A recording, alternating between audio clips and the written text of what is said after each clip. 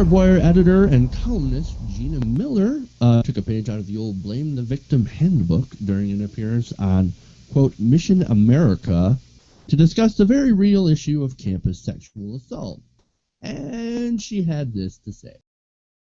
The entire platform of the left has this hatred for males, especially white males, as you know, and so we have seen this for many, many decades. I watch old movies and I listen to old-time radio shows, even back in the 50s. It was beginning. You can see portraying the father of the family as dumb and stupid while the wife and the kids are smart.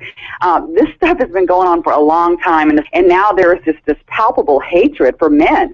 And, of course, as you point out, and as I do in my column, it's always wrong. Yeah. Actual rape is a terrible thing, and no one is saying that these men are not accountable. But I, at the same time, hold women responsible for when they put themselves, present themselves in slutty attire at a drunken frat party, and then expect these frat boys to behave like gentlemen. It's nonsense. What is your, when you hear the term war on women? I mean, I want to scream when I hear that term. It is so completely wrong. I think of a war on unborn babies. I think of the war on common sense, the war on Christianity. I do not think there is a war on women. What do you think?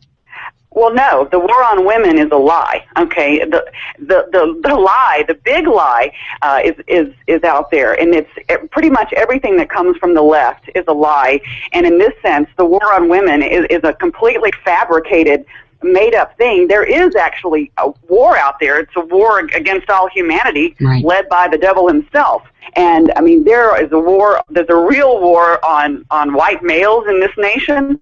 You know, the war. There are plenty of real wars against humanity, but the so-called conservative or Republican war on women is a fallacy. It's a fantasy. Yeah, a war on common sense. I can actually see how that might be true.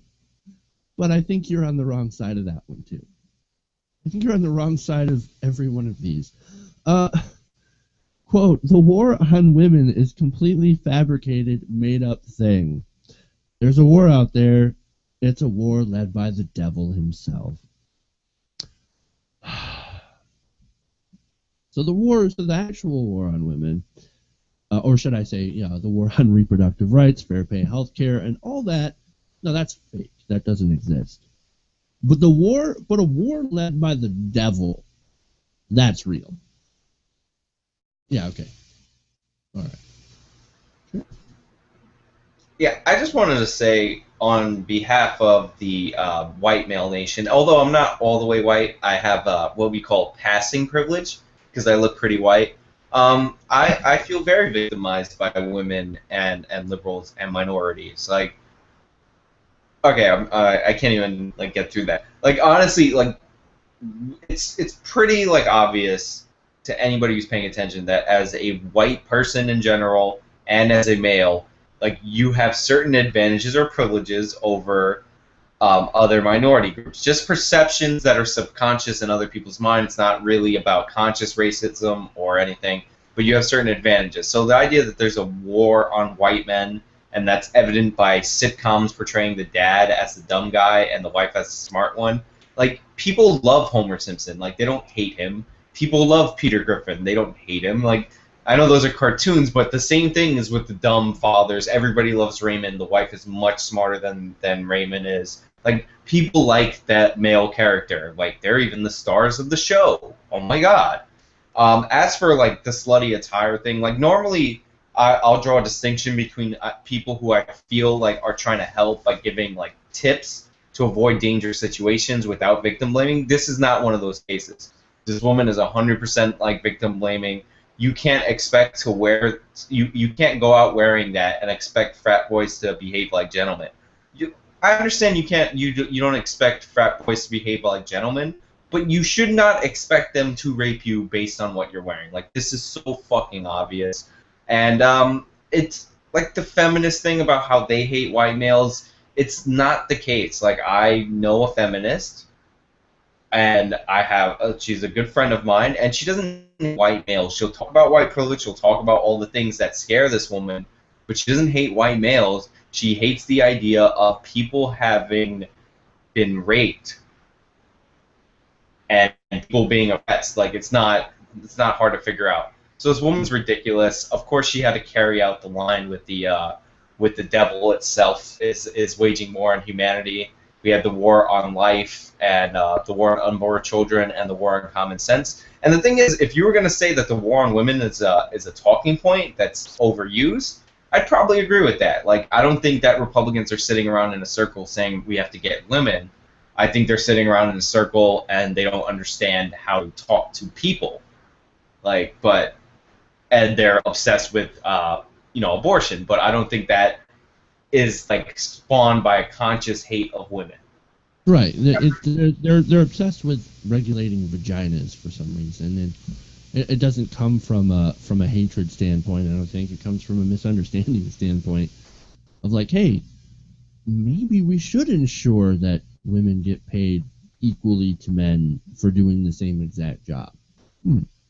But anyway, once again, I'm a white male. I don't notice any war going on.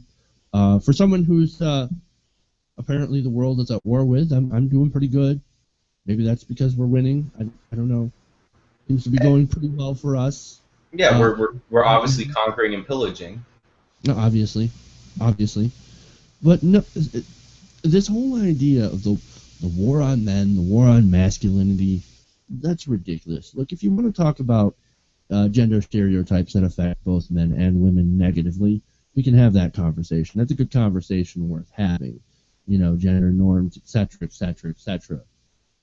But where she comes off the rails is pretty much, well, she was never on the rails at all. Like, if you want to have a conversation of how, men aren't given a fair shake when it comes to parental rights in divorce court, in divorce proceedings, we can have that conversation. That's a good conversation worth having, right? Because you can make a lot of good points when it comes to certain things, certain inequities in the system that do affect men. But generally, overall, men are doing pretty fucking good. And, we need to bring the women up to par, up to equality as well. And by the way, women are doing better, and that is not to the detriment of men. Like, right. Like, it's we had this discussion, a kind of similar lines discussion with Haven. Like, we wouldn't be hurt by third world countries becoming wealthier. We wouldn't be hurt by women doing better economically, moving into different industries like that.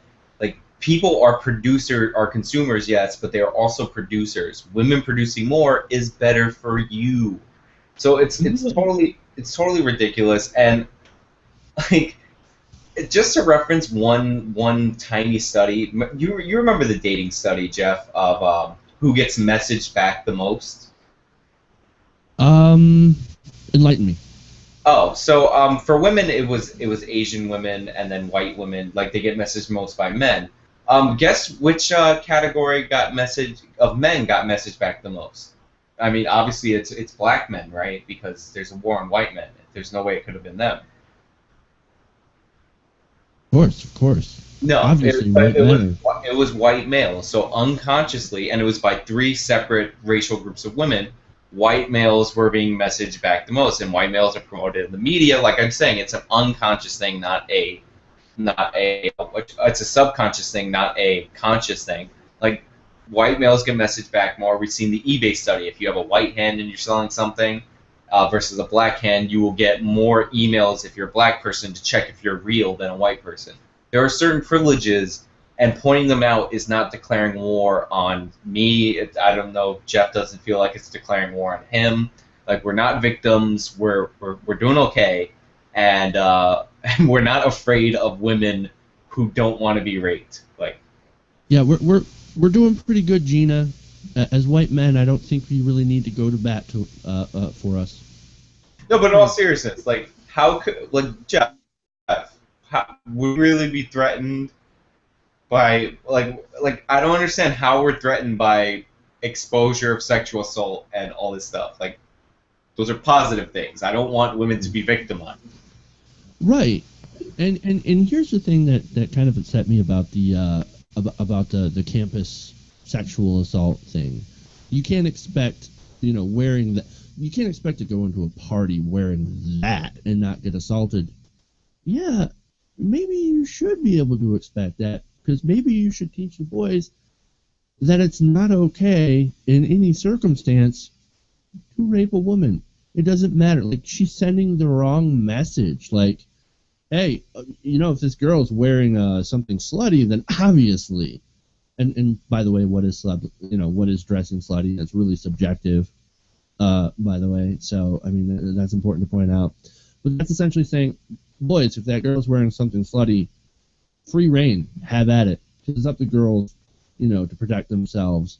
And it's basically putting the onus on women to protect themselves from these guys that are going to take advantage. Well, maybe you should teach the men not to take advantage. Yeah, dressing quote-unquote slutty is not the equivalent of playing Russian roulette. Like, there should not be that level of danger from wearing an outfit. Like honestly, and the thing that makes it more insidious is that she is a woman, and not that I believe that many males are listening to her specifically, but she's putting out a message that will get parroted, like, oh, she's dressing like that, that means she wants this. Like, it's stop. Like, if I ever have a kid, I'll never have a kid. But if I ever have a kid and he turns out to be a son, I'm going to teach him what consent is and what consent isn't, and that's what we should do.